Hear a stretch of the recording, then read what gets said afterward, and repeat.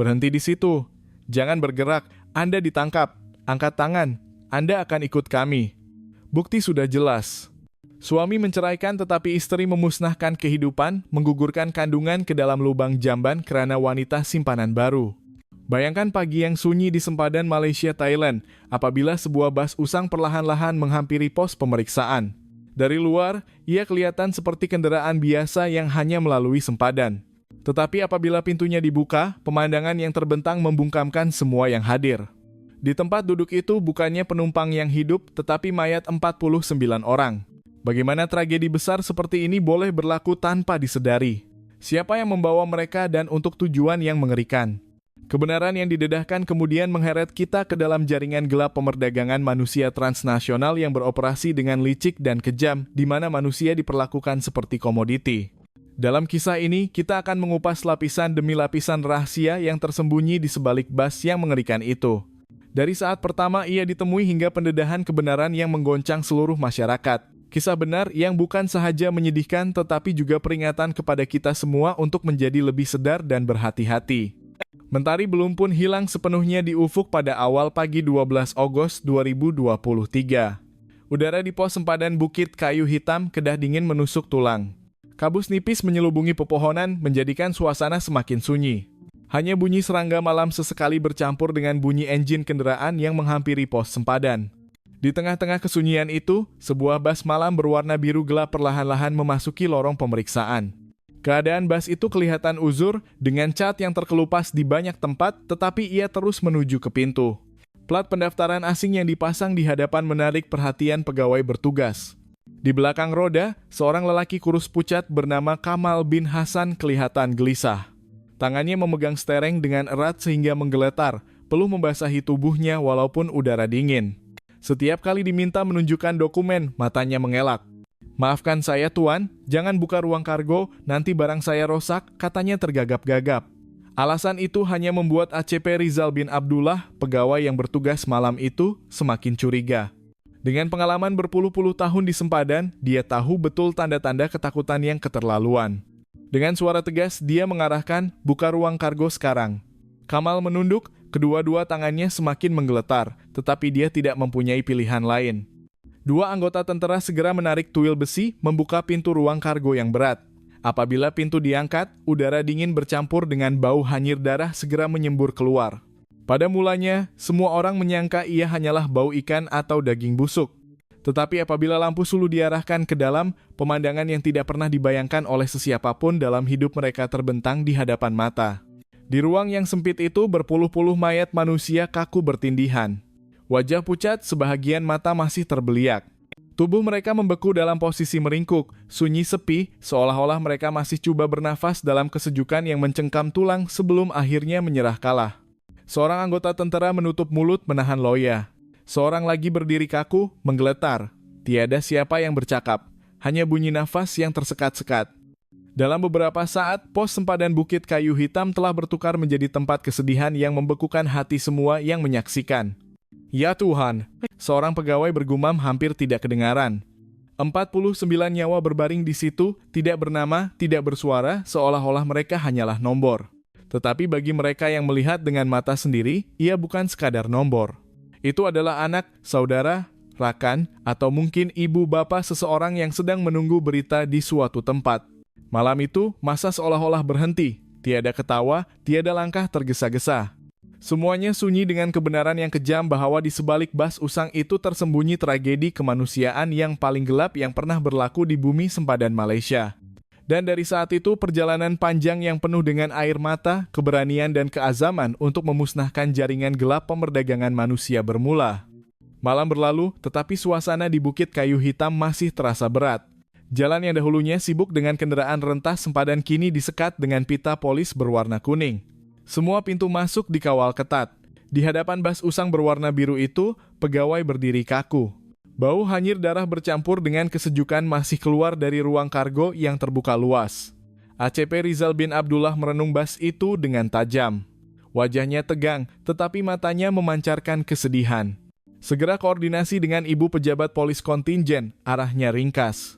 Ini bukan case biasa. Tidak lama kemudian, ambulans dan kendaraan unit operasi khas tiba. Mayat-mayat itu dikeluarkan satu persatu dengan berhati-hati, diletakkan di atas pengusung dan ditutup dengan kain putih. Tiada jeritan, hanya bunyi tapak kaki di atas tar. Bagi semua pegawai, setiap mayat bukan sekadar nombor. Mereka adalah manusia yang pernah mempunyai rumah, keluarga, dan harapan. Di satu sudut, Kamal bin Hasan, pemandu bas itu, duduk dengan gari terpasang. Wajahnya basah dengan peluh. Saya tidak tahu. Saya hanya diupah untuk menghantar, ulangnya. Tetapi matanya yang cemas hanya meyakinkan semua orang bahwa dia menyembunyikan lebih banyak rahasia daripada yang dia katakan. Di dalam hemah kecemasan, Dr. Aisyah B.T. Rahman, seorang dokter forensik muda, menarik nafas dalam sebelum memulakan tugas. Kita mesti melakukan ini dengan penuh hormat, katanya kepada pasukannya. Malam itu, dia dan rekan sekerjanya mula merekod, mengambil gambar dan melabel setiap mayat. Di tengah-tengah barang-barang milik si mati, mereka menemui sebuah telepon bimbit yang baterinya telah habis. Ia adalah objek kecil, tetapi ia mungkin kunci untuk membuka teka-teki yang besar. Berita penemuan bas yang penuh dengan kesedihan itu tersebar dengan cepat. Wartawan coba mendekat, tetapi dihalang oleh pegawai. Namun begitu, berita itu telah menembusi siaran televisi ke seluruh negara. Tragedi Bukit Kayu Hitam menjadi tajuk berita pada pagi itu, mengejutkan seluruh negara. Pada pukul 7 pagi, sebuah helikopter mendarat. Dari situ, SAC Johan bin Abdullah bersama pasukan penyiasat dari ibu pejabat polis kontingen melangkah keluar. Langkahnya pantas, wajahnya tegang. Dia mengadakan mesyuarat ringkas segera.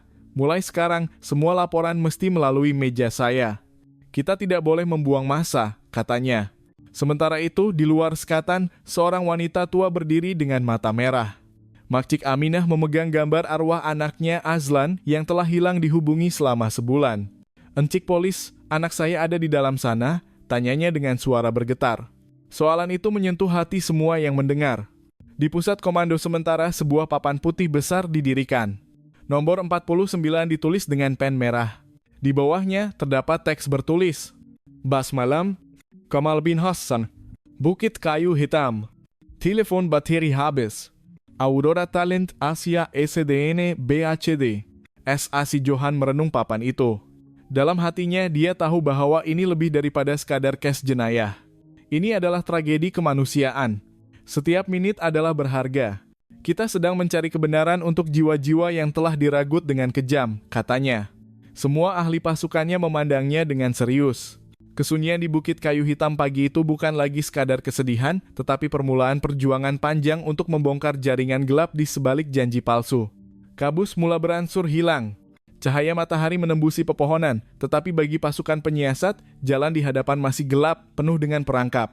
Dan dari titik inilah kisah yang panjang bermula dengan sesungguhnya. Hari mula cerah apabila pasukan perubatan forensik bekerja tanpa henti di dalam hemah kecemasan. Bau formalin dan pembasmi kuman bercampur dengan udara dingin pagi, coba menenggelamkan bau kematian yang masih berlegar. Dr. Aisyah B.T. Rahman berdiri di tengah-tengah pasukan, wajahnya serius, tangannya mencatat setiap butiran dengan cekap. Kebanyakan mangsa masih muda, ada yang masih remaja, katanya sambil membuka buku notanya. Terdapat tanda-tanda kekurangan zat makanan, lebam lama, dan tubuh yang lemah. Mereka tidak mati hanya karena kesejukan. Sebelum itu, mereka sudah menderita. Kata-kata itu menjadikan suasana semakin berat. Setiap mayat diberi nomor, diambil gambar, dan direkodkan ciri-ciri khasnya. Sesetengah mempunyai tatu kecil, sesetengah masih memegang rantai leher biasa di tangan mereka. Semua butiran ini akan menjadi kunci untuk menghubungkan mereka dengan keluarga mereka pada masa hadapan. Di meja yang lain, pegawai teknikal sedang menggodam telepon bimbit yang ditemui di ruang kargo. Skrin telepon pecah, baterinya habis sepenuhnya. Tetapi dengan peralatan forensik digital, data itu perlahan-lahan dapat dipulihkan. Terdapat banyak message WhatsApp, "Tuan, lapor pegawai teknikal." Kebanyakannya adalah perbualan mengenai tawaran pekerjaan. Nama syarikat yang tertera ialah Aurora Talent Asia SDN, BHD. Nama itu membuat SAC Johan bin Abdullah berkerut dahi. Dia pernah terdengar tentang pengumuman pengambilan pekerja yang mencurigakan dengan nama yang hampir sama daripada laporan unit perisikan siber beberapa bulan lalu. Salin semua data. Nomor penghantar, alamat email, kumpulan WhatsApp semuanya arah SAC Johan. Sementara itu, Kamal bin Hasan masih duduk dengan gari terpasang di bawah pengawasan ketat 2 orang pegawai. Wajahnya letih lesu, tetapi apabila disoal siasat dengan teliti, jelas bahwa dia masih coba menyembunyikan sesuatu. Kamal, suara SAC Johan kedengaran datar tetapi tajam ketika dia memasuki bilik soal siasat sementara. Anda kata hanya diupah untuk menghantar. Siapa yang mengupah Anda? Kamal berdiam diri, matanya memandang lantai dengan gelisah. Saya hanya dihubungi melalui telepon. Dia kata ada bungkusan dari Muar ke Kuala Lumpur, saya dapat uang pendahuluan RM500. Saya tidak tahu apa di dalamnya. Tidak tahu? Sak Johan mengangkat kening. Dia menolak sekeping gambar ke hadapan Kamal. Gambar berpuluh-puluh mayat yang bertindihan di ruang kargonya. Adakah Anda mahu mengatakan bahwa Anda tidak pernah menghidup bau kematian di belakang Anda? Kamal terdiam, nafasnya berat. Tangan yang terikatnya menggeletar, peluh sejuk membasahi dirinya sekali lagi. Jika Anda tidak memberitahu kebenaran, Anda akan bertanggung jawab sepenuhnya, sambung SAC Johan. Tetapi jika Anda bercakap, mungkin masih ada peluang untuk meringankan hukuman. Selepas berdiam diri sekian lama, akhirnya Kamal bersetuju untuk membuka mulut. Saya memang curiga. Semasa di sempadan Muar, ada 2 orang lelaki memindahkan barang ke dalam ruang kargo. Mereka kata itu adalah bekalan makanan beku, tetapi saya nampak bentuknya pelik.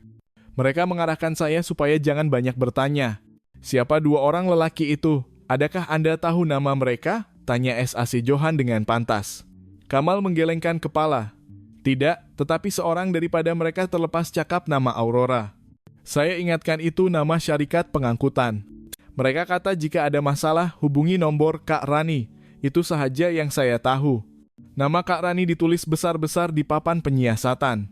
Kini, terdapat 2 benang yang saling berkait, Aurora Talent Asia SDN BHD, dan seseorang bernama Rani. Di luar bilik, berita telah tersebar luas. Tragedi Bas Bukit Kayu Hitam menjadi tajuk berita di hampir semua media. Gambar dari televisyen menunjukkan helikopter polis, ambulans yang berbaris dan sekatan polis yang terbentang panjang. Malaysia berada dalam keadaan terkejut. Pada kira-kira pukul 7 pagi, Dr. Aisyah juga menemui sesuatu yang menguatkan lagi anggapan mengenai pemerdagangan manusia. Di dalam poket baju seorang mangsa wanita terdapat risalah lama bergambar pentas konser dengan teks besar. Aurora Talent Asia SDN BHD, mengalu-alukan penyertaan artis berbakat. Gaji lumayan. Kontrak kerja di luar negara. Aisyah menggenggam risalah itu erat dan menyerahkannya kepada SAC Johan. Ini bukan sekadar kemalangan. Mereka ditipu dengan janji palsu, bisiknya. SAC Johan merenung risalah itu lama. Dia tahu bahwa case ini bukan sekadar tentang 49 mayat yang ditemui di Bukit Kayu Hitam. Tetapi ada jaringan yang lebih besar di belakangnya. Jaringan yang menghisap impian anak muda dan mencampakkan mereka ke dalam jurang penderitaan. Kembali ke pusat komando sementara, pasukan penyiasat bekerja tanpa henti. Maklumat daripada telepon, risalah dan keterangan Kamal mula dicantumkan. Nama Aurora Talent Asia SDN, BHD, menjadi tumpuan utama. Siapakah mereka? Di manakah pejabat mereka dan bagaimanakah mereka berkaitan dengan Kak Rani? Sementara itu di luar sekatan, Makcik Aminah masih berdiri dengan wajah yang penuh harapan. Dia masih merenung setiap beg mayat yang dibawa keluar. Azlan, jika anak saya ada di sana, sekurang-kurangnya saya dapat membawanya pulang, bisiknya perlahan. Pemandangan itu membuatkan hati para pegawai semakin membara. Mereka tahu bahwa case ini tidak boleh berhenti hanya pada angka 49.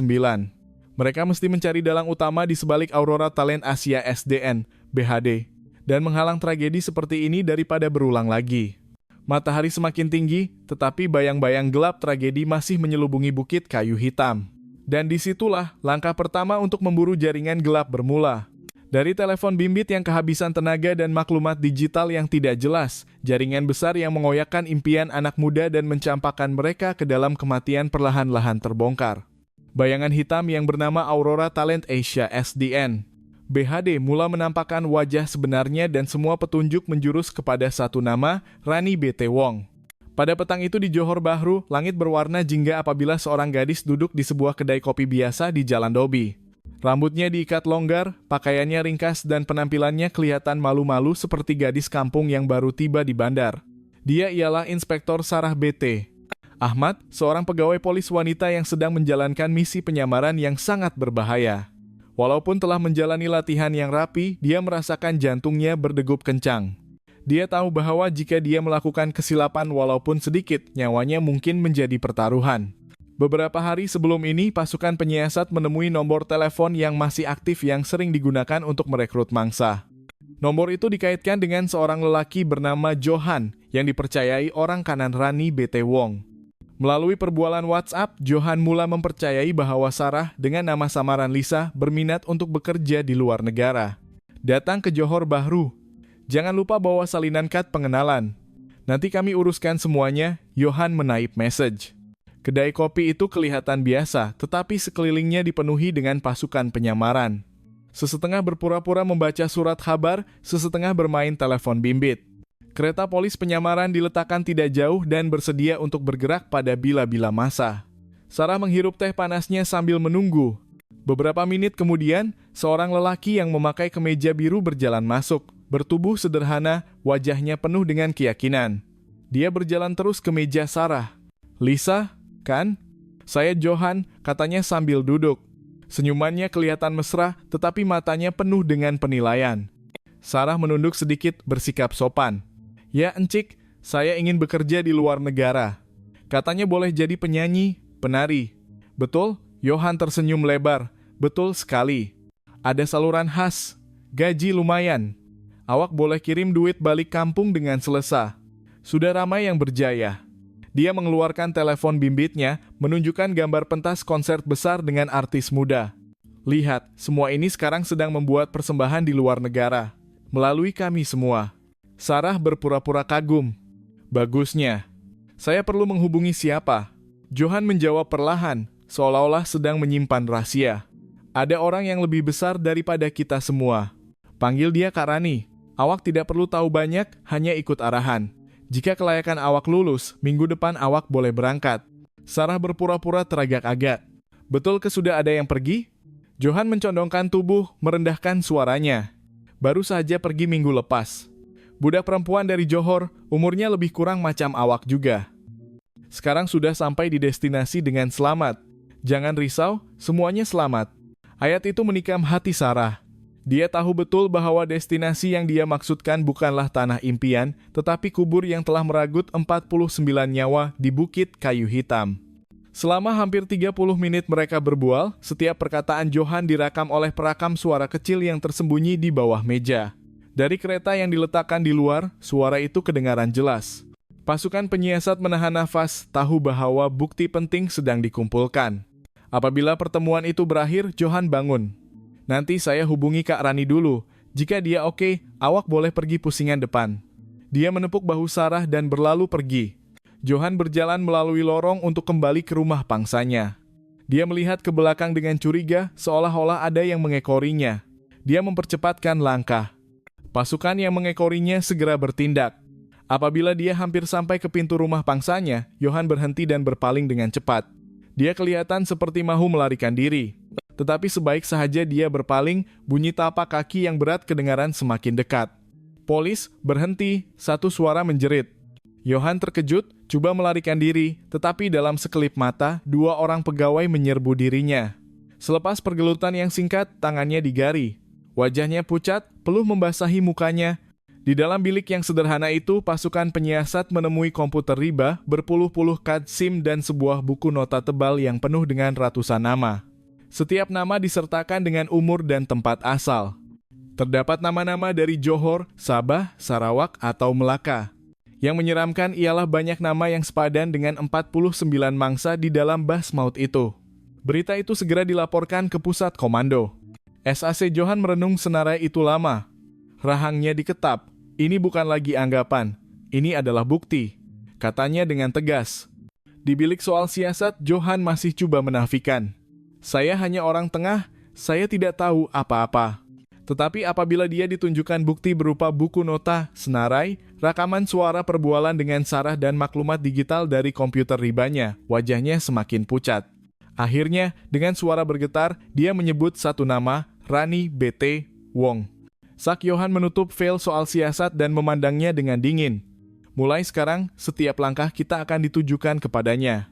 Malam itu, pasukan itu tahu bahwa pemburuan baru sahaja memasuki tahap yang lebih berbahaya. Malam perlahan-lahan berlabuh di Johor Bahru.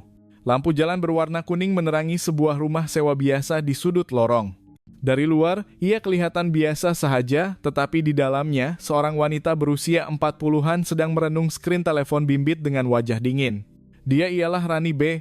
Wong, yang dianggap oleh ramai anak muda sebagai pemberi peluang, tetapi bagi polis, dia bukanlah kakak yang baik hati, tetapi penghubung ke jaringan gelap yang telah meragut nyawa berpuluh-puluh orang. Sejak Johan ditangkap, jejak transaksi bank dan semua nomor telepon menjurus kepadanya. Oleh itu, pasukan bergerak dengan cepat. Malam itu, pegawai penyamaran ditempatkan di sekitar rumah sewa. Dari pusat komando, SAC Johan bin Abdullah memantau keadaan dengan wajah tegang. Dia tahu bahwa operasi ini mesti berjaya. Di dalam rumah, Rani sedang bercakap di telepon. Nada suaranya penuh dengan keyakinan, minggu depan ada pusingan baru.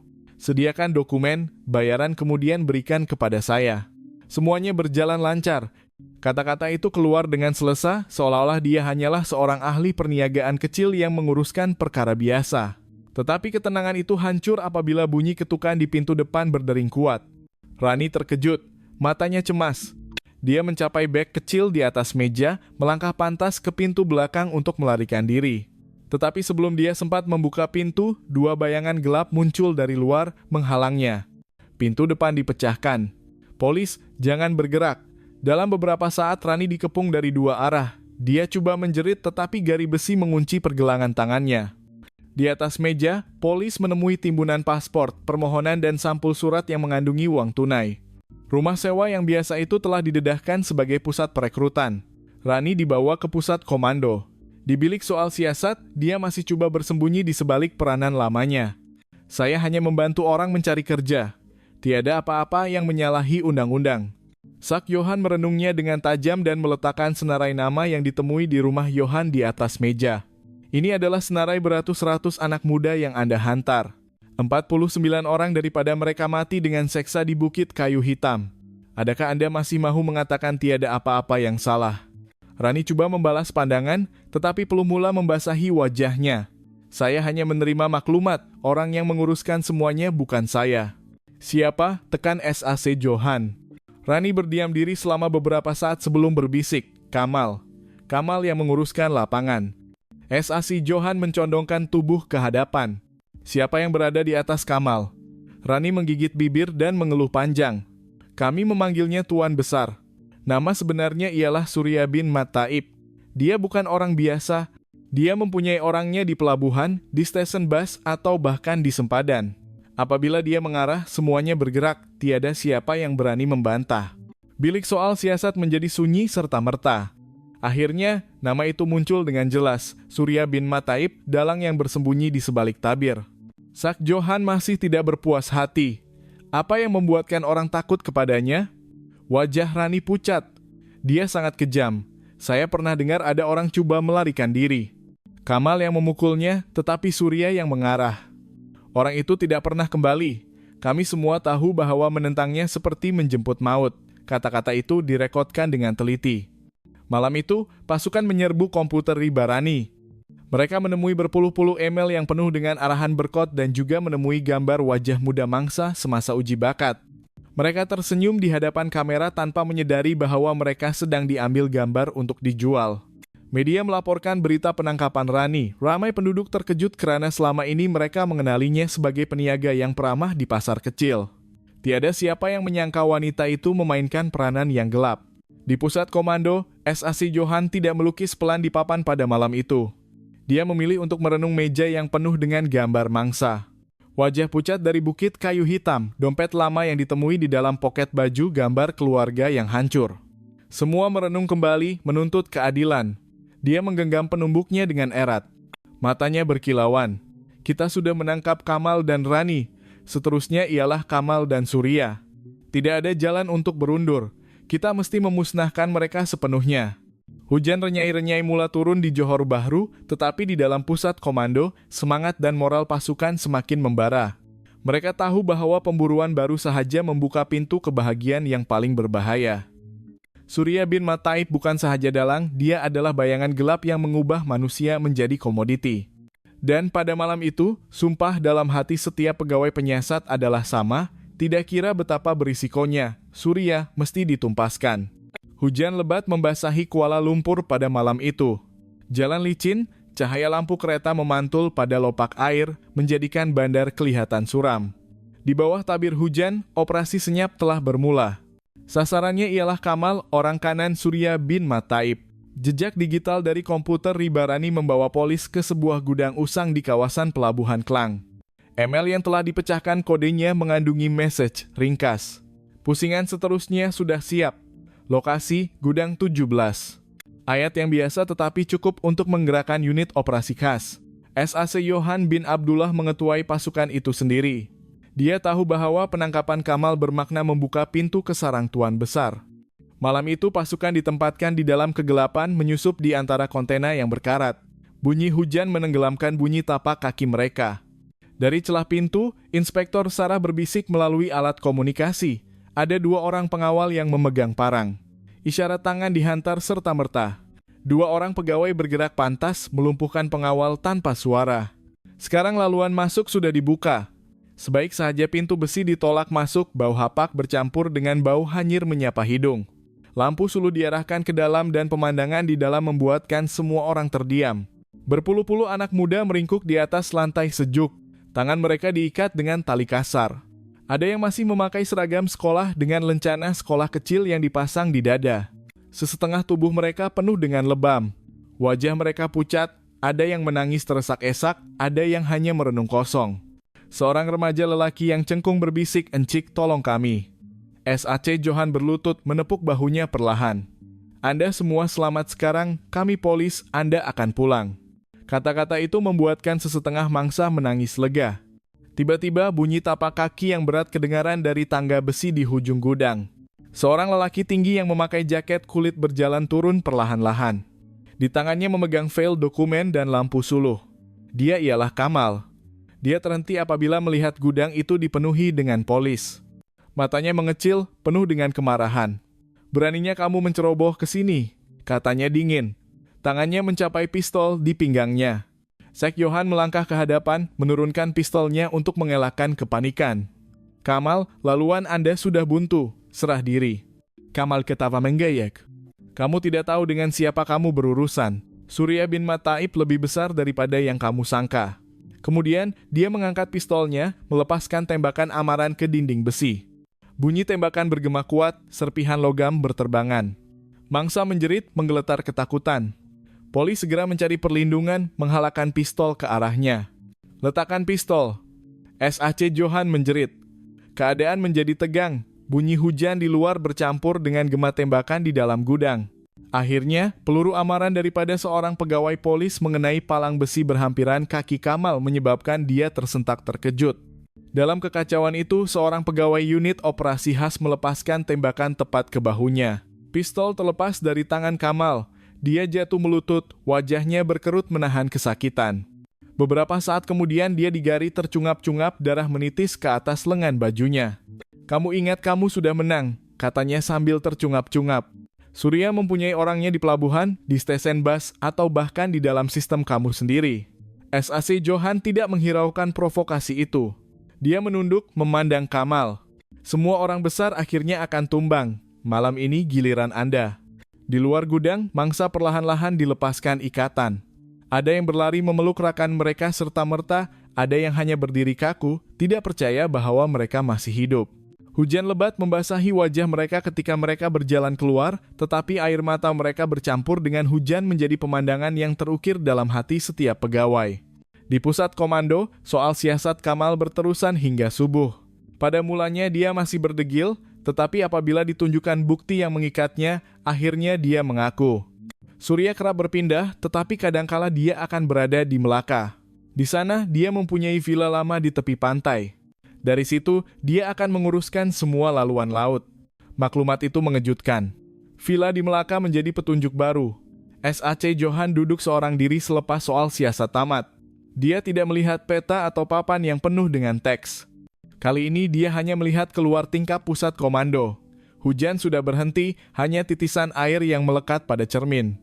Dalam pantulan, dia melihat wajahnya sendiri yang letih tetapi penuh dengan keazaman. "Melaka," bisiknya perlahan. "Di sanalah semuanya akan berakhir. Fajar menyingsing di Melaka. Ombak memukul batu, udara masin menyengat hidung. Di atas tebing, terdapat sebuah villa lama yang berdiri megah. Warna dindingnya pudar tetapi masih kukuh. Dari luar, ia kelihatan seperti rumah percutian, tetapi unit perisikan melaporkan tanda-tanda yang mencurigakan. Kendaraan masuk dan keluar pada tengah malam, musik yang kuat untuk menenggelamkan jeritan dan lampu yang tidak pernah padam. SAC Johan bin Abdullah kumpulkan pasukan. Kita ada 3 laluan masuk, Alpha masuk melalui pintu utama, Bravo masuk melalui pantai, Charlie masuk dari belakang. Matlamat utama ialah menyelamatkan mangsa. Jangan biarkan sesiapapun melarikan diri. Suaranya berat dan tegas. Pasukan bergerak sebelum matahari muncul sepenuhnya. Angin laut membantu menenggelamkan bunyi tapak kaki mereka. Dari kejauhan, villa kelihatan sunyi, tetapi sebaik sahaja pintu dipecahkan, berpuluh-puluh orang bawahan Surya menyerbu keluar dengan senjata, parang dan pistol buatan sendiri. Pertempuran berlaku di halaman depan. Pasukan Alpha menahan di luar, menghalang peluru daripada masuk ke dalam. Sementara itu, pasukan Bravo memanjat dari pantai, memasuki villa melalui tingkat 2. Mereka memecahkan pintu bilik. Pemandangan yang dilihat membuatkan hati hancur.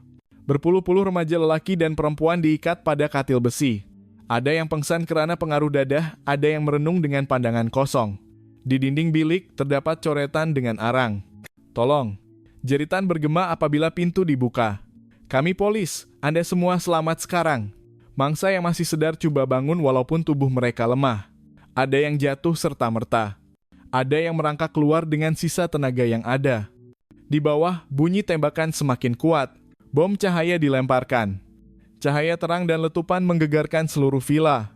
Orang bawahan Surya kehilangan keseimbangan. Sesetengah dilumpuhkan serta-merta, tetapi Surya sendiri tiada di sana. Dari laporan pasukan Charlie, kelihatan seorang lelaki bertubuh besar yang memakai sut hitam keluar melalui pintu rahasia di belakang. Di tangannya memegang beg hitam dan objek sfera kecil. Bom tangan. Dia berjalan pantas menuju ke kereta yang menunggu. Apabila dikepung, Surya mengangkat bom tangan. Berundur. Jika tidak, semua akan hancur. Suaranya bergema di tengah-tengah bunyi ombak. Mata polis tegang. Sek Johan melangkah ke hadapan, wajahnya dingin. "Surya, awak pikir bom itu akan membuatkan awak menang? Lepaskan. Awak masih ada peluang untuk memberi keterangan di mahkamah." Surya ketawa mengejek. "Mahkamah? Saya telah hidup dalam neraka selama ini. Jika saya jatuh, saya akan menarik kamu semua bersama." Tangannya menggenggam pin bom dengan erat. Ketegangan mencapai kemuncaknya. Angin laut mengibarkan sut hitamnya. Tiba-tiba seorang ahli pasukan melepaskan tembakan ke arah tangan Surya dengan pantas. Bom terlepas dari tangan, bergolek di atas lantai. Dalam sekelip mata, seorang ahli yang lain menendangnya ke laut. Letupan kedengaran di bawah tebing. R memercik tinggi. Surya menggeram marah. Dia menolak pemandu keluar dan berlari menuju tebing, meninggalkan kereta itu. Dari kejauhan, kelihatan bot laju hitam sedang menunggu. Engine mengaum menentang arus yang deras. Surya melompat turun. Tubuhnya besar tetapi lincah. Sebaik dilanggar ombak, bot laju menghampiri dengan pantas. 2 orang lelaki menariknya ke atas bot. Sasaran sedang melarikan diri ke laut. Seorang pegawai polis menjerit sambil melepaskan tembakan. Peluru menghentam badan bot, tetapi arus deras membantu Surya melarikan diri. Bot laju itu terumbang-ambing mengikut ombak dan hilang di sebalik tabir kabus pagi. SAC Johan berdiri di tepi tebing tercungap-cungap. Dia melihat ke arah laut yang baru menelan musuhnya. Di belakangnya, mangsa perlahan-lahan dibawa keluar. Ada yang diusung di atas pengusung, ada yang perlu dipapah. Tangisan dan doa syukur bergema bercampur dengan bunyi siren ambulans. Misi dianggap berjaya. Berpuluh-puluh mangsa diselamatkan, berpuluh-puluh orang bawahan ditangkap, dokumen dirampas, tetapi Surya bin Mataib dalang utama sekali lagi berjaya melarikan diri. SAC Johan memejamkan mata sejenak merasakan kemasinan angin laut. Terdapat kelegaan dan kepahitan. Dia tahu bahwa pemburuan masih belum berakhir. Bayangan Surya masih menghantui dan tidak tahu bila mereka akan berhadapan lagi. Berita mengenai operasi besar di Melaka tersebar luas ke seluruh negara dengan cepat. Media menyampaikan gambar yang menakjubkan. Berpuluh-puluh remaja dibawa keluar dari villa lama dengan wajah pucat lesi. Ambulans berbaris di tepi pantai dan pegawai bersenjata mengawal suspek yang digari. Walaupun ramai yang lega bahwa mangsa telah diselamatkan, berita lain membuatkan masyarakat kembali marah. Surya bin Mat Taib berjaya melarikan diri dengan bot laju misteri. Di Kuala Lumpur, berita ini menjadi tajuk utama akhbar dan rancangan televisyen. Rancangan Bual Bicara Malam membincangkan kes Bukit Kayu Hitam dan Melaka.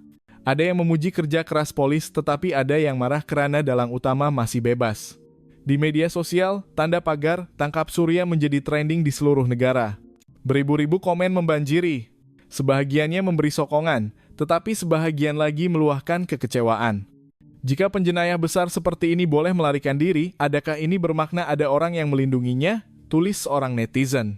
Tetapi suara yang paling menyayat hati datang daripada keluarga mangsa. Encik Suhaimi, bapak kepada seorang anak muda yang meninggal dunia di Bukit Kayu Hitam, berdiri di balkoni rumahnya yang sederhana di Johor, memegang gambar anaknya. Anak saya masih muda, dia mempercayai janji pekerjaan. Sekarang, yang kembali hanyalah keranda. Saya merayu, jangan biarkan dalang ini terus bebas. Ayat itu disiarkan di televisi di seluruh negara, membuatkan ramai orang mengalirkan air mata. Beberapa hari kemudian, di Kuala Lumpur perbahasan khas diadakan di parlimen. Bilik mesyuarat itu penuh sesak. Pegawai kanan duduk di barisan hadapan termasuk Ketua Polis Negara, Menteri Undang-Undang dan Wakil daripada Kementerian Luar Negeri. Tempat duduk untuk peserta dipenuhi dengan keluarga mangsa, aktivis dan sebahagian daripada mangsa yang terselamat. Pengerusi mesyuarat membuka perbahasan dengan nada tegas. Kes Bukit Kayu Hitam dan Melaka bukan hanya kes jenayah biasa. Ini adalah tragedi kemanusiaan. Kita mesti memastikan tiada lagi anak Malaysia yang menjadi mangsa pemerdagangan manusia. Kemudian, Ketua Polis Negara menjelaskan butiran operasi. Nada suaranya tegas, penuh dengan nombor dan data. 49 mangsa meninggal dunia di Bukit Kayu Hitam. Berpuluh-puluh lagi diselamatkan di Melaka. Terdapat beratus-ratus nama dalam akaun pemohon. Kami telah bekerja sama dengan Interpol. Tidak lama lagi, waran merah antara bangsa akan dikeluarkan untuk memburu Surya bin Mat Taib. Suasana menjadi semakin tegang apabila tiba giliran Menteri Undang-Undang. Dia memandang para peserta dan berkata, kes ini bukan hanya tentang menangkap penjenayah, tetapi tentang sistem yang mesti kita perbaiki. Kerajaan komited untuk memperkukuh perlindungan buruh migran, meningkatkan ketegasan dalam mengeluarkan lesen syarikat pengambilan pekerja dan mengambil tindakan tegas terhadap semua yang coba mengambil kesempatan daripada impian anak muda. Kata-kata itu menerima tepukan yang panjang, tetapi saat yang paling senyap berlaku apabila seorang mangsa yang terselamat dijemput untuk bercakap. Seorang anak muda yang kurus bernama Andy, wajahnya masih pucat, berdiri dengan terketar-ketar. Saya ditipu oleh iklan Aurora di media sosial, Encik katanya. Katanya akan dapat uji bakat sebagai penyanyi, tetapi apabila sampai, kami dipaksa untuk bekerja menipu orang di internet. Sesiapa yang membantah akan dipukul, sesetengah tidak diberi makan. Suaranya bergetar, matanya berkaca. Ramai ahli parlimen menunduk, tidak berani memandang tepat. Di luar bangunan parlimen, beratus-ratus pelajar dan aktivis mengadakan perhimpunan secara aman. Mereka memegang plakat dengan message jangan biarkan 49 nyawa hilang sia-sia dan hentikan pemerdagangan manusia. Jeritan mereka bergema di seluruh jalan di Kuala Lumpur, meningkatkan tekanan ke atas kerajaan. Pada waktu malam sidang akhbar diadakan. Ketua Polis Negara berdiri di hadapan podium, wajahnya tegang. Operasi di Melaka adalah kejayaan yang penting, tetapi belum berakhir. Surya bin Mat Taib masih melarikan diri. Kami berjanji bahwa di mana sahaja dia bersembunyi, kami akan menangkapnya. Di sebuah hospital di Kuala Lumpur, mangsa yang terselamat perlahan-lahan pulih. Seorang gadis bernama Mira berbisik kepada juru rawat, saya hanya mau pulang berjumpa emak. Ayat biasa yang mencerminkan luka yang perit yang mesti mereka tanggung. Sementara itu di ibu pejabat polis kontingen di Kuala Lumpur, SAC Johan bin Abdullah duduk seorang diri di dalam pejabat.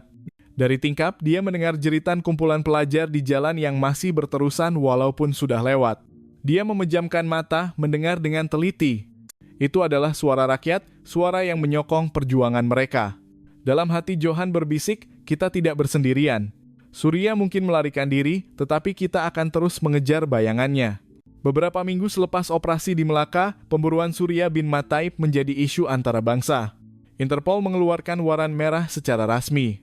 Gambar wajah Surya muncul di skrin di lapangan terbang, pos sempadan hingga ke balai polis di banyak negara di seluruh Asia Tenggara. Tetapi individu itu seperti hantu, hilang tanpa jejak, seolah-olah laut telah menelannya.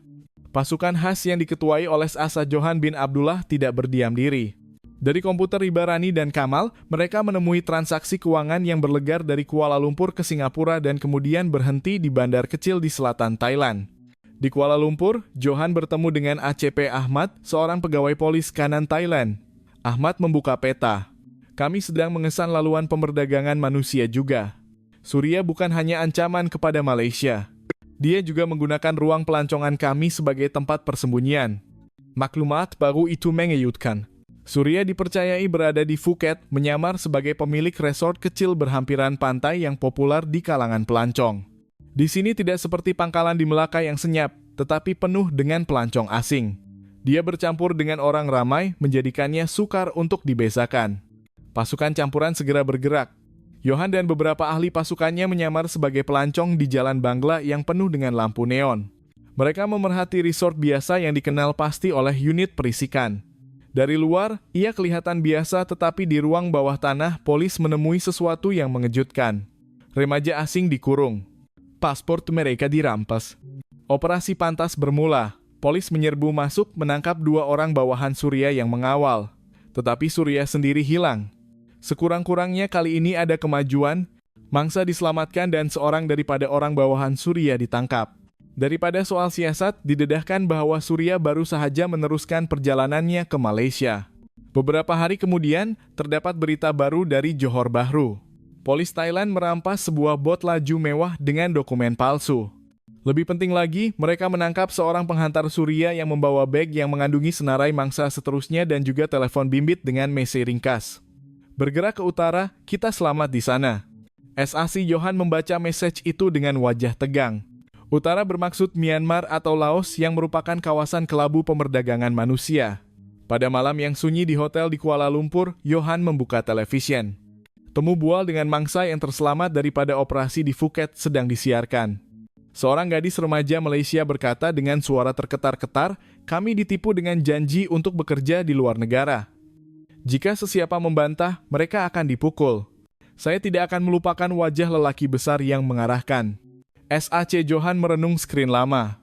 Wajah Surya muncul dalam pikirannya. Dia berasa darahnya mendidih, tetapi juga dengan dorongan baru. Kami akan menghentikan awak, Surya, bisiknya perlahan. Pada keesokan harinya, mesyuarat bersama diadakan dengan Interpol dan pegawai dari ASEAN. Tekanan meningkat dari Kuala Lumpur. Menteri Undang-Undang menelepon secara langsung. Nada suaranya tegas dan terus terang. Pengarah Johan, rakyat sedang menunggu hasil. Kami telah berjanji bahwa tidak akan membiarkan Surya terlepas.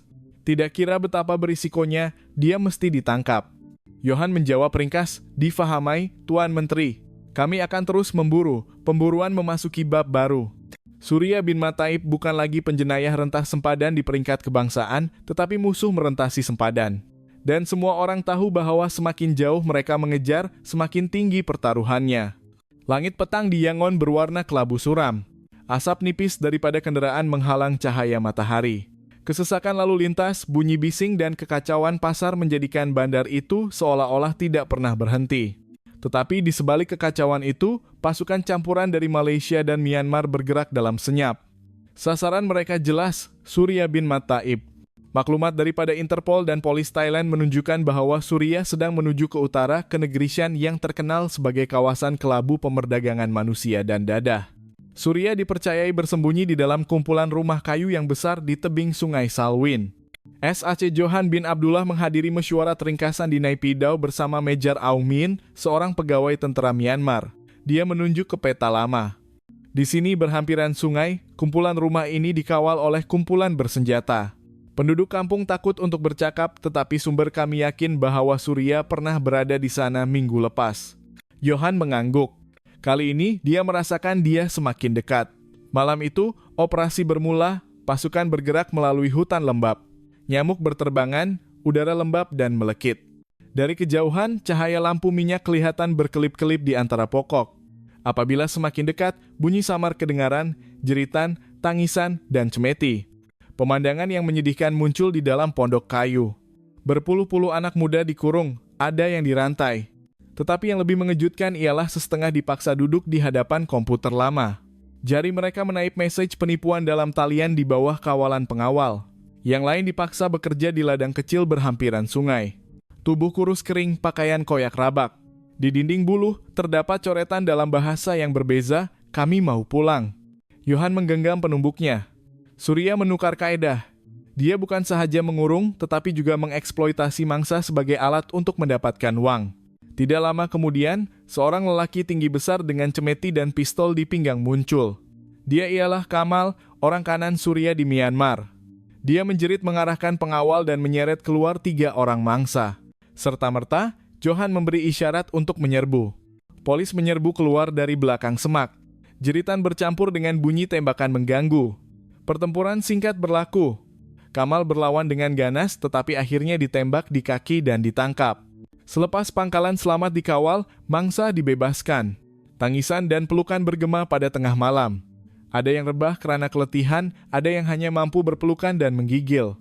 Di dalam bilik utama, pasukan menemui sesuatu yang membuatkan darah Johan mendidih. Sebuah komputer riba mengandungi file rekaman suara yang dalam dan biasa kedengaran. Pusingan depan jangan lambat, pastikan senarai dari Vietnam sudah siap. Minggu depan saya akan datang memeriksa sendiri di Laos. Itu adalah suara Surya bin Mataib.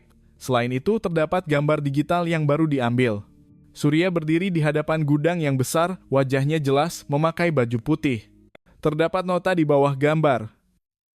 Gudang Siang Hoang, Laos, akhir bulan. Bukti itu membingungkan semua orang. Surya sudah jauh. Dia baru saja berada di Myanmar dan kini sedang menuju ke Laos. Kamal, walaupun cedera, dipaksa untuk menjalani soal siasat ringkas. Pada mulanya dia enggan bercakap, tetapi selepas melihat Gari di pergelangan tangannya dan komputer riba yang dirampas, wajahnya menjadi pucat. Surya, dia bukan sahaja bapak pemerdagangan manusia. Dia mempunyai orangnya dalam kalangan politik, dalam tentera. Dia membayar semua orang untuk menutup mulut. Jika kamu pergi ke Laos, kamu berjalan masuk ke dalam sarang naga. Johan merenungnya dengan tajam. Beritahu di mana sebenarnya. Kamal berdiam diri seketika dan kemudian berbisik perlahan.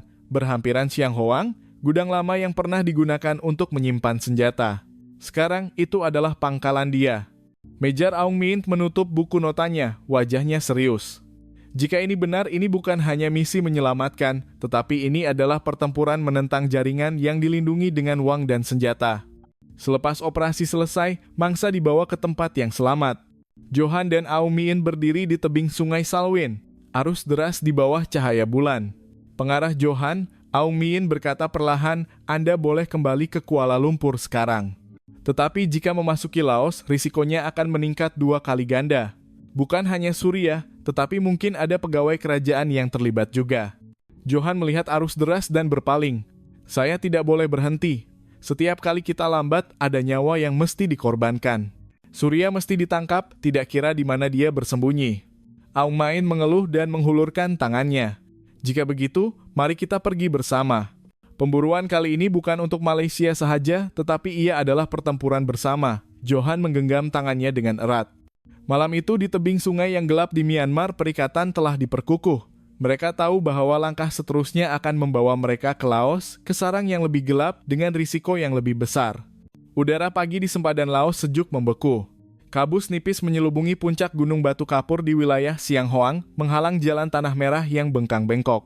Daripada dokumen yang dirampas di Myanmar, jelas bahwa Surya bin Mataib sedang menuju ke kawasan ini, menggunakan gudang lama yang pernah digunakan untuk menyimpan senjata sebagai pangkalan baru. Pasukan campuran kini telah diperkukuhkan dengan pegawai Laos. Mesyuarat ringkasan tidak diadakan di pejabat rasmi, tetapi diadakan di sebuah kuil lama yang ditinggalkan yang digunakan oleh pegawai tempatan sebagai pangkalan rahasia. Loceng berkarat tergantung kaku di pintu. Dinding batu dipenuhi dengan jelaga. Lampu lilin kecil menerangi secukupnya. SAC Johan bin Abdullah, Mejar Aung Mint, dan ACP Ahmad duduk melingkari. Di hadapan mereka ialah peta yang dilekatkan pada kepingan kayu yang dahulunya merupakan mesbah. Gudang ini bukan hanya tempat penyimpanan, kata ACP Ahmad. Sumber kami memberitahu bahwa ada ruang bawah tanah. Mungkin ada lebih daripada 100 orang yang dikurung. Mejar Aung Mint menambah dengan nada tegas. Bukan hanya orang Surya yang menjaga, tetapi ada kumpulan bersenjata tempatan juga. Mereka dilindungi dengan uang. Sesetengah pegawai Laos juga mendapat manfaat. Johan menggenggam penumbuknya dengan erat. Ayat itu membuatkan keazamannya semakin kuat. Ini bukan hanya operasi polis, tetapi pertempuran menentang pakatan sulit. Menjelang malam, seorang lelaki Laos berpakaian kemas berjalan masuk dengan senyap. Dia memperkenalkan dirinya sebagai Tan Chan, seorang pegawai tempatan. Senyuman nipis menghiasi wajahnya, tetapi matanya tajam. "Saya tahu kamu sedang mencari Surya," katanya dalam bahasa Inggris dengan aksen. "Tetapi berhati-hati. Ada pegawai peringkat tinggi yang melindungi perniagaan ini. Jika kamu berkeras masuk, bukan hanya Surya yang menjadi musuh, tetapi juga mereka yang berkuasa. Berundur sebelum terlambat." Johan merenungnya dengan dingin. "Kami tidak datang sejauh ini untuk berundur. Beratus-ratus nyawa bergantung padanya." Tan Chan mendekat. Suaranya rendah seperti bisikan ular. "Jika begitu, ingatlah, di tanah ini, orang yang berani melawan naga biasanya tidak kembali. Jangan harap akan keluar hidup-hidup." Kemudian dia berpaling, berjalan keluar dari kuil dengan tenang, meninggalkan suasana yang berat sehingga semua orang menahan nafas. Malam itu, laporan daripada perisik tempatan masuk. Seorang penduduk kampung yang berani bercakap memberitahu bahwa dia melihat Surya dengan mata sendiri memasuki gudang itu pada hari sebelumnya dengan sebuah kereta hitam. Petunjuk itu membuatkan jantung Johan berdegup kencang. "Kita sudah dekat," bisiknya di kemah komando. Johan tidak duduk diam seperti biasa. Dia menghidupkan lampu kecil dan menulis laporan di atas kertas dengan tangan yang terketar sedikit. "Kepada ketua di Kuala Lumpur, jika ini adalah laporan terakhir, sila maklum bahwa kami memilih untuk berjuang karena terlalu banyak nyawa yang bergantung pada langkah ini. Tidak kira apa hasilnya, jangan biarkan Surya bebas." Dia meletakkan pen, menarik nafas dalam. Di luar kemah, kabut semakin tebal, menghalang cahaya lampu di kejauhan. Esok pagi mereka akan menyerbu. Johan keluar sebentar, berdiri bersama Aung Min di halaman kuil. Aung Min melihat ke arah tabir kabus. "Kamu masih ada pilihan," pengarah Johan. "Jika esok gagal, mungkin bukan hanya mangsa, tetapi kita semua akan hilang." Johan mengangguk perlahan. "Saya tahu, tetapi pilihan yang lebih buruk ialah membiarkan mereka mati tanpa kita mencoba." Aung Min berdiam diri dan menghulurkan tangannya. "Jika begitu, mari kita marah bersama." Kedua-dua tangan berpegangan erat di bawah cahaya lilin kuil. Malam itu, di tanah asing, keazaman mereka semakin kuat. Fajar akan membawa mereka ke gudang di Siang Hoang, ke sarang yang mungkin menjadi pengakhiran atau permulaan kebenaran yang lebih besar. Kabus tebal masih menyelubungi Siang Hoang apabila Fajar menampakkan banjaran gunung batu kapur. Gudang lama berdiri angkuh, pagar dawai berkarat mengelilingi halaman yang luas dengan menara kayu di sudut yang berbeza. Lampu limpah berputar-putar, bunyi anjing menyala kuat di udara yang sejuk. Pasukan campuran dari Malaysia, Myanmar, dan Laos bersedia di kedudukan masing-masing. SAC Johan bin Abdullah menekan butang radio. "Ingat, matlamat utama ialah menyelamatkan mangsa, tangkap Surya hidup-hidup jika boleh." Tentara Aung Min merangkak dari arah timur melalui hutan buluh. Unit dari Malaysia bergerak dari arah barat untuk menutup laluan melarikan diri. Pegawai Laos yang masih setia menunggu di belakang. Johan mengetuai pasukan yang menyerbu, merenung pintu besi gudang dengan tajam. Isyarat tangan dihantar, pintu dipecahkan dengan bunyi dentuman yang menggegarkan. Bunyi tembakan menyusul serta-merta. Pertempuran meletus, peluru menghentam dinding, kaca pecah berderai, asap bedil menyelubungi seluruh bilik. Sebaik sahaja asap reda, pemandangan yang menyedihkan muncul. Berpuluh-puluh mangsa dikurung. Ada yang kurus kering di rantai. Ada yang dipaksa duduk di hadapan komputer lama. Yang lebih mengejutkan ialah di dalam sebuah bilik, mangsa dipaksa menyanyi dan menari di hadapan kamera, dengan pengawal yang mengarah. Ada kain rentang lama bertulis audisi antara bangsa Aurora. Jelas sekali bahwa mereka sedang dipersiapkan untuk dijual kepada agensi hiburan palsu. Pasukan perubatan masuk, potong rantai dengan gergaji besi. Angkat mereka yang lemah ke atas pengusung. Johan menjerit. Tangisan bergema. Sesetengah mangsa merangkak keluar dengan sisa tenaga yang ada. Ada yang rebah pengsan serta-merta. Di ruang utama, akhirnya Johan dapat melihat individu yang telah dikejarnya selama ini, Surya bin Mat Taib. Dia berdiri dengan tenang memakai baju putih, pistol otomatik di tangan. Ada 4 orang pengawal berdiri di belakang. "Selamat datang pengarah Johan," katanya dengan senyuman dingin. Johan mengangkat pistol. "Surya, permainan awak sudah berakhir. Mangsa bebas, orang awak sudah runtuh, serah diri." Surya Ketava menggayak. Menyerah diri? Lihat wajah mereka, pengarah. Separuh daripada mereka sudah rosak sebelum awak sampai. Awak ingat datang lebih awal beberapa menit akan mengubah nasib mereka? Dia merenung dengan tajam. Awak selalu datang lambat dan itulah perbezaan antara kita. Saya membina dunia ini, awak hanya boleh mengejar. Kata-katanya menikam hati Johan. Kemarahan mendidih, pertempuran singkat meletus. Dua orang pengawal Surya tumbang. Seorang menyerah diri, seorang lagi melarikan diri. Surya bersembunyi di sebalik tiang, melepaskan tembakan tanpa memilih mangsa. Johan merangkak mendekat dan melepaskan tembakan tepat ke tangan Surya, menyebabkan pistolnya terlepas. Surya jatuh terduduk, wajahnya basah dengan peluh, tetapi senyuman dingin itu tidak hilang. Awak menang di sini, tetapi bukan di luar sana. Tiba-tiba, bunyi jeep tentara kedengaran dari luar. Sekumpulan pegawai tempatan Laos menyerbu masuk diketuai oleh seorang kolonel yang berwajah masam. Pistol mereka diangkat, mata mereka penuh dengan ancaman. Bebaskan lelaki itu, dia membentak. Surya adalah tetamu rasmi. Jika kamu menahannya, operasi ini akan dianggap sebagai pelanggaran kedaulatan. Seluruh bilik itu senyap serta-merta. Johan menghalakkan pistol ke Surya sekali lagi. Dia adalah penjenayah rentas sempadan. Kamu melindungi syaitan. Kolonel itu melangkah ke hadapan. Jarinya berada di picu pistol. Letakkan pistol atau kamu semua tidak akan keluar hidup-hidup. Ketegangan mencapai kemuncaknya. Pistol kedua-dua pihak dihalakkan satu sama lain. Beberapa saat itu terasa selama-lamanya. Aung Min segera berdiri di antara mereka, mengangkat tangannya. Berhenti. Jika kita menembak, mangsa yang baru diselamatkan akan terjejas juga. ACP Ahmad menambah dengan menarik bahu Johan sedikit. Radio Johan berdering. Suara ketua polis negara datang dengan tegas tetapi berat. Johan, jangan ambil risiko. Perkara rasmi diutamakan daripada keselamatan mangsa dan pasukan. Surya sepatutnya ditangkap, tetapi kali ini kita tidak boleh bertembung secara langsung. Johan menggenggam penumbuknya dengan erat. Rahangnya diketap.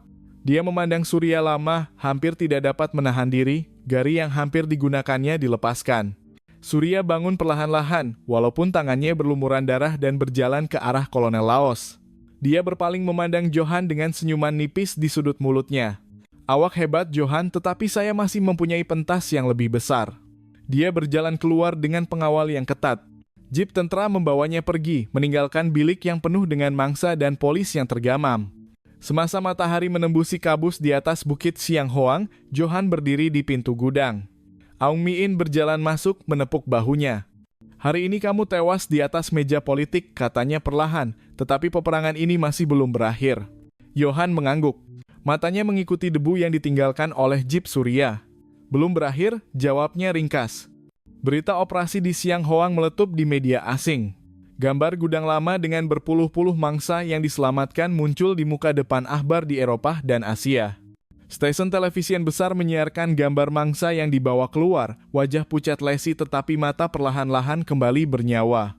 Tetapi isu yang paling ditumpukan bukanlah kejayaan dalam menyelamatkan, tetapi fakta bahwa Surya bin Mataib telah melarikan diri sekali lagi di bawah perlindungan pegawai tempatan. Editorial dalam sebuah akhbar British menulis, bolehkah undang-undang mengalahkan politik? Kes Surya bin Mataib telah memberikan jawaban. Sebuah media Jepun malah menyebut nama Thailand secara langsung. Polis Thailand, Wira, atau pencabul sempadan. Di Kuala Lumpur, kerajaan tergesa-gesa menghubungi ASEAN untuk mesyuarat kecemasan. Menteri Luar Negeri coba menjelaskan bahwa operasi bersama ini dilakukan untuk kemanusiaan, bukan campur tangan. Tetapi delegasi Laos kelihatan dingin, enggan menerima penglibatan pegawai mereka. Di tengah-tengah kekacauan politik saat yang menyentuh perasaan orang awam berlaku, Mira, salah seorang mangsa yang terselamat yang telah dihantar pulang ke Malaysia, memberikan wawancara di televisi di seluruh negara. Dengan suara terketar-ketar, dia berkata, saya melihat dengan mata sendiri betapa kejamnya mereka. Jika polis berundur hanya karena politik, ini bermakna hidup kami tidak berharga. Tolong jangan biarkan Surya bebas lagi. Kata-kata itu membuatkan ramai orang di rumah terdiam dan mengesat air mata. Di pusat komando sementara di Laos, SAC Johan bin Abdullah duduk di dalam bilik yang gelap. Cahaya datang hanya dari skrin komputer riba. Dia sedang membaca berita luar negara. Sebuah artikel mempunyai gambar dirinya di bukit kayu hitam dengan tajuk yang provokatif. SAC Johan bin Abdullah, wira penyelamat atau polis yang melanggar undang-undang. Johan memandang skrin lama, perutnya memulas. Dunia sedang menghakimi dirinya, mungkin sebagai penyelamat atau pelanggar undang-undang. Telepon satelit berdering. Suara ketua polis negara datang dari hujung talian, tegas tetapi jelas. Johan, dengar baik-baik. Kita bukan hanya berhadapan dengan Suriah, tetapi juga dengan reputasi Malaysia di mata dunia. Jika tersilap langkah, kita akan dilabel sebagai penceroboh. Tetapi jika kita berhenti, kita akan dianggap lemah. Awak mesti mencari titik keseimbangan. Johan menjawab perlahan, encik jika kita berdiam diri, Suriah akan ketawa. Mangsa seterusnya sedang menunggu. Saya tidak boleh berhenti. Ketua berdiam diri seketika dan kemudian berkata, baik, tetapi ingat, dunia sedang memerhati. Jangan beri mereka alasan untuk menuduhmu sebagai pelanggar undang-undang. Buktikan bahwa kita berada di pihak kemanusiaan. Selepas talian diputuskan, kesunyian menyelubungi bilik. Aung Min memecahkan kesunyian. Johan, apakah langkah kamu seterusnya? Johan menutup komputer riba melihat peta Vientiane yang terbentang di atas meja.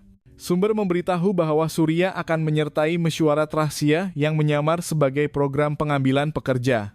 Itulah peluang kita. ACP Ahmad menambah, jika itu benar, ini bermakna kita mesti masuk ke tengah-tengah politik Laos. Risikonya bukan hanya senjata, tetapi juga diplomasi. Johan menarik nafas dalam. Jika itu adalah harga yang perlu dibayar untuk menghentikan Suriah, saya bersedia. Aung Min memandangnya lama dan mengangguk. Jika begitu, mari kita marah bersama. Dunia sedang menunggu keputusannya. Di luar, kabus malam menelan kuil lama yang mereka gunakan sebagai pangkalan. Di dalam hati Johan hanya satu ayat bergema. Pemburuan ini masih belum berakhir dan pertaruhan sekarang lebih besar daripada nyawa. Vientiane, ibu negara Laos pada malam itu terang dengan cahaya lampu jalan, bangunan bergaya kolonial bercampur dengan bangunan modern. Jalan sibuk tetapi sunyi. Di sebalik pandangan orang ramai, di sebuah hotel mewah di tepi sungai Mekong, mesyuarat rahasia sedang berlangsung di sebalik pintu yang tertutup rapat. Pegawai kerajaan dan ahli perniagaan sedang berbincang tentang kerjasama buruh antara bangsa. Tetapi sumber memberitahu bahwa di dalam bilik itu, individu yang telah diburu selama ini telah muncul, Suriah bin Mataib dengan segala keberaniannya. SAC Johan bin Abdullah bersama Aung Min dan Ahmad menyamar sebagai pegawai pentadbiran menyusup masuk dengan kad pengenalan palsu. Jantung Johan berdegup kencang. Dia tahu bahwa ini adalah peluang terakhir. Dari celah pintu, dia melihat Suriah berdiri dengan angkuh bercakap dengan pegawai asing. Senyuman dingin itu sama seperti ketika dia melarikan diri di Siang Hoang. Suriah mengangkat gelas, seolah-olah seluruh dunia berada di dalam genggamannya. Johan menggenggam pistol dengan erat, tetapi suaranya sendiri bergema di dalam kepala. Jangan beri mereka alasan untuk menuduhmu sebagai pelanggar undang-undang. Dunia sedang memerhati. Kata-kata ketua polis negara masih jelas dalam ingatan. Oleh itu, Johan tidak menembak, dia menunggu masa yang sesuai. Apabila mesyuarat tamat, Suriah melangkah keluar melalui koridor hotel yang sunyi. Itulah peluang. Suriah bin Mataib. Suara Johan membelah udara. Suriah berhenti. Dia berpaling perlahan-lahan. Senyuman nipis muncul. Awak lagi? Saya mesti mengakui, awak memang degil. Johan marah. Ini adalah pengakhiran jalan awak. Tiada kabel, tiada politik yang dapat membantu awak malam ini. Suriah ketawa perlahan. Awak terlalu yakin.